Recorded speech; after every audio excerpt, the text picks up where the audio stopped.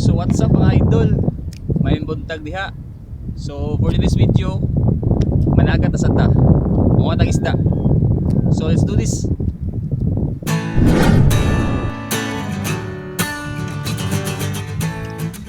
So atong spot karon, Mactan Bridge, New Bridge. So what's up mga kapusok, magandang araw po sa inyong lahat and welcome po sa aking pinakabagong adventure. So for this video, online fishing po tayo ngayon. So samahan nyo ko, let's do this. Yan, so yan po, may huli na po tayo. Itong isda na to ay tinatawag na dilis. Sa Bisaya po, ito ay libgaw o bolinaw. So ganito lang talaga ito kalaki, hindi na po ito siya lumalaki na masyado. So good size na po ito. At ito ay masarap na gawing kilawin. Yan kasi yung buto nito ay manipis lang. At itong isda na to ay seasonal. So hindi siya buong taon nandito. At paborito ito kainin ng mga malaking isda. At masarap din itong tortahin o gawing paksiw. Pero ang pinakadabis dito ay kilawin talaga. Kasi matamis-tamis, kasi presko, bagong huli. At ang tawag na online fishing technique nito ay tinatawag na hila-hila. Wala po itong pain. So ano lang po ito, yung sima lang lahat, buong sima. Hindi pwedeng luma yung sima kasi hindi mapapansin kaagad ng mga isda. Yung gusto nila is bago talaga, bagong bili or bagong gawa na sima. So basically yung ginagawa ko dito is hila-hila lang talaga, kahit walang pain, hanggang sa makita ng isda at doon nila kakainin yung sima kasi para siyang hipon eh. At ang bilang ng sima ko nito is nasa 8 lang. So yung iba ginagawa lang 30, 20 na sima. So ano din, pwede ding lahat yung sima is merong isda, may mahuling isda. Sa akin is 8 lang para mas mabilis yung kuha at saka balik agad sa ilalim, tapos hila-hila agad. At ang pinaka-the best na oras na mahuhuli mo siya is nasa 6 AM hanggang 9 AM lang. Pag umabot na ng 10, wala ka nang mahuhuli kasi kinakain na sila ng mga malalaking isda. Bumabalik na sila sa laot. At kung napapansin nyo, lahat talaga yung sima ko is may isda. Minsan lang yung 2, 3 kasi yung isda is ang dami dito sa ilalim. Ito grupo ng mga dilis. Kadalasan kasi sila, ang dami nila. So imposible kang masiro pag sila yung targetin mong kukunin sa laot. At full action talaga ito. Wala po itong tigil na hulihan pag ito ang kumakain.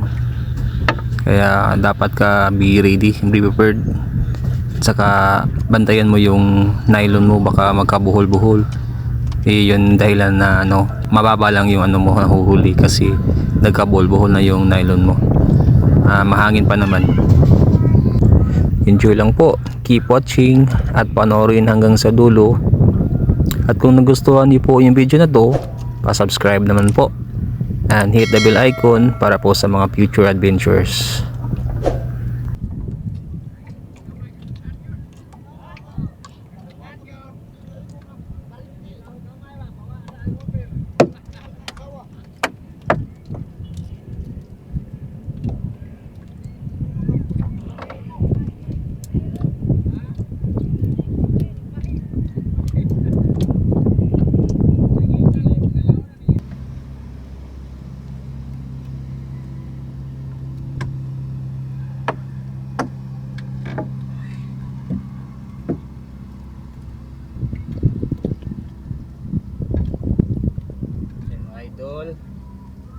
Parang Christmas tree.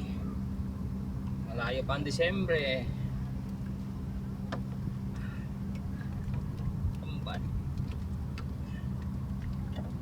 Ano siya paon ha? Walay paon. Ano yung gitawag og bira-bira? Bira-bira mga loads.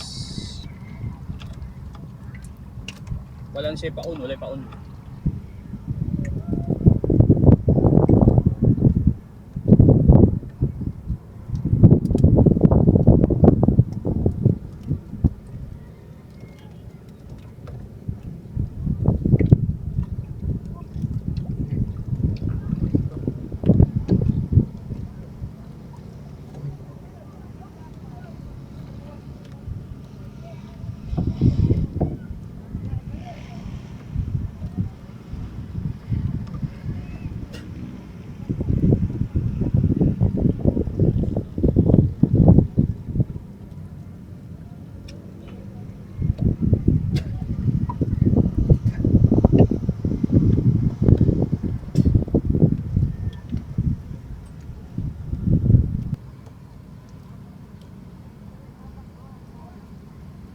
Goods.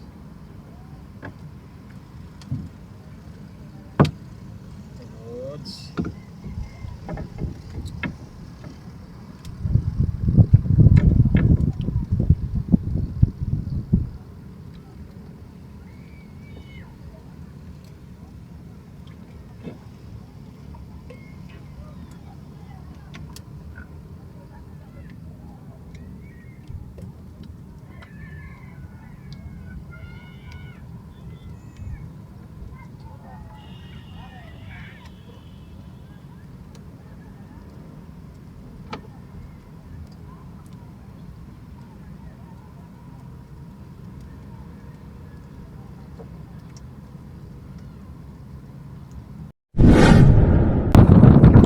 So yan po, sa hindi inasahan, medyo lumalakas na po yung hangin at may pararating na unos po.